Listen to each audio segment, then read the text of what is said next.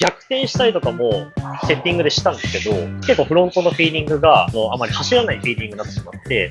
基本的にはこの数字を守ってやってもらえれば、結構絶妙な値に今なってると思うんですけど、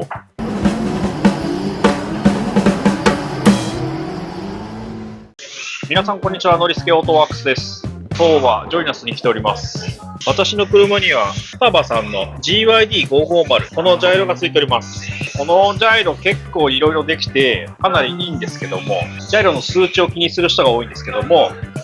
まあちょっとそれ以前の話ということで GYD550 の基本的なセットアップ方法を教えてもらおうかなと思います。はい、柴田 GRK レーシング隼人選手、はい、よろしくお願いします。よろしくお願いします。まずジャイロの基本設定っていうのは、ひとまずみんな絶対通るのはエンドポイントだと思うんですけど、エンドポイントっていうのはこの切った時の切り増しをしてないかとかストッパーが当たってるとこでエンドポイントを取るっていう話なんですけど、 GYD550 のエンドポイントの取り方が、人それぞれいろいろあると思うんですけど、僕なりの取り方を今日は説明していこうと思ってます。これで、かなり乗り味が変わるんですよね。このエンドポイントの取り方でフロントの走り方だったりとか角度のつき方だったりとかが変わるんで、僕なりのやり方を皆さんに教えできればと思います。わかりました。よろしくお願いします。はい。プロポの画面を見ながら隼人選手に説明をしていただきます。はい。まずその僕のセットの大前提として、このプロポ本体のエンドポイント、これです。ここのステアリングの左右の値っていうのが100、100、いわゆるデフォルトの数値になります。スタバさんの推奨というか、GYD は100で使いましょうと。他のメーカーさんのジャイロだとよくこの数値を下げていって、この遊びをなくしてエンドポイントを取るっていう方が多いんですけども、550の場合はここ100、100で使うのがメーカーさん推奨ということですね。そうですよね。他あとステアリングに関わるところっていうのがサブトリムだったりデュアルレートとかの数値もデフォルトで僕はセットを進めています。はい、私のもデュアルレート今これ100ですね。はい。であと多分大前提として、その自分が使うジャイロゲインにまず合わせた状態でやらないと、そうですね。それも切れ角変わっちゃうんで、はい。45なら45、55なら55、自分が使うジャイロゲイン数値に設定してからここはセットしましょう。どこでエンドポイントを取るんだって話なんですけど、ジャイロリンクを開いてもらって、基本設定のところになります。このリミットって書いてあるんですけど、これの A、B でエンドポイントを取っているっていう形になるんですけど、これはあれですよね、プロポ側じゃなくてジャイロがどこまで来ますかっていうリミットを教えてあげるための設定。いわゆる要はプロポ自体でエンドポイントを取るんじゃなくて、このジャイロ自体の表記の中でエンドポイントを取っていくっていう話になります。はい。ヨコモさんの V4 とかのこう全開に切りながらボタンを押したりする、あれと同じことをここでやると。そうですね。はい。いうことですね。はい。これ今エンドポイント取れてる状態で、GRK5 で Y ナックルがついた状態でだいたい50前半から中盤ぐらいになるんじゃないかなとは思ってます。じゃあなんとなくいい数字かな。はい、なんとなくいい数値はちょっと一応見てもらった方がいいと思う。出てます。はい。ここを押して、で一応これ今切ってる状態で、この僕の中では感覚なんですけど、この手でちょっと弾いた時に抵抗が来るぐらいでいいかなと。難しい。抵抗が来るぐらい。はい。遊びすぎない。遊びすぎない。で、これ実際低くしてみるんですけど、今33。はい。低くするとこんだけ全然切れないです。もう抵抗もへったくれもないんですけど、で、増やしていくと切りすぎちゃって、さっきみたいに手ではたけないと思うんですけど、今68。もう全然全く動かないんですよ。結構な力を入れないともう動かないんで、これ指をね結構力入れても車ごとこうやって動いちゃうぐらいな力ですね。これ切りすぎ。これは切りすぎ。さっきの50ぐらいの数値が、僕のその手の感覚だとちょうどいいんじゃないかなと。本当もうこうはたけるぐらいっていうか、車が動かないけどちょっとタイヤが動くぐらい反発がある感じ。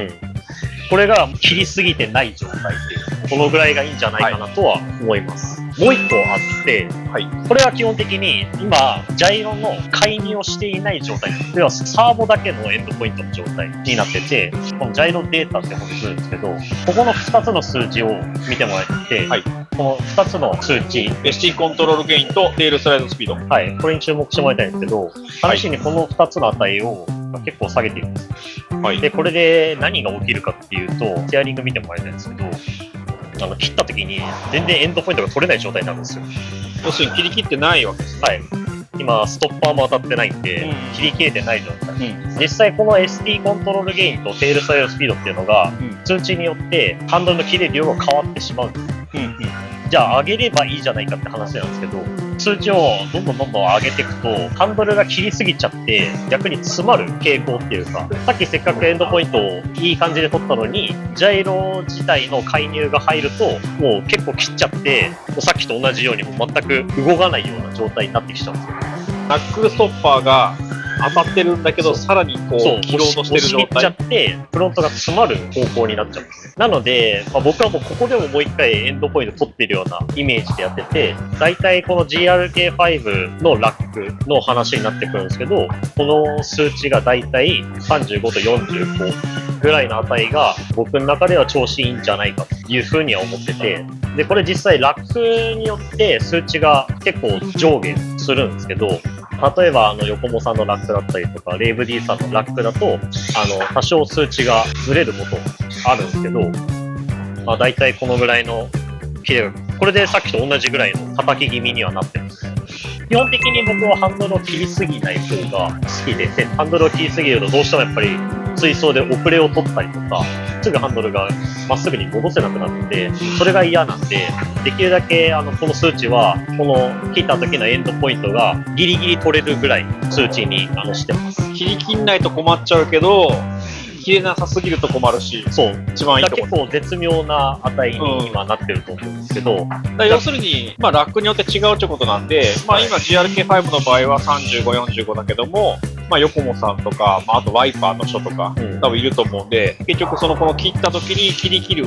けど押しすぎないっていうところを探してもらうと、そうですね。いうところがベストですね。でも、そこまで大きい数字にはなんないと思うんです、どのラックも。おそらく言っても55とか60とか、このテールスライドスピードの値なんですけど、そのぐらいになるんじゃないかとはなるほど。思います。で、30とかになってくると、もしかしたら切れてないパターンがあるかもしれないんで、